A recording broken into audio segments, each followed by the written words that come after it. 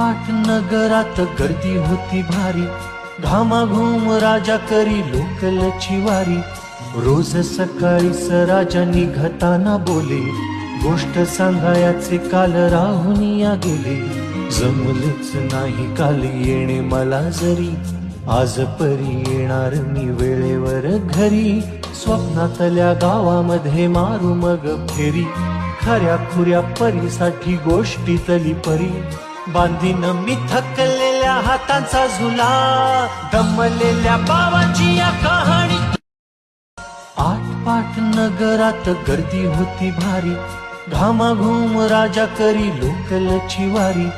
रोज सकाळी राजा निघताना बोले, गोष्ट सांगायाचे काल राहून या गेले. जमलेच नाही काल येणे मला जरी, आज परी येणार मी वेळेवर घरी.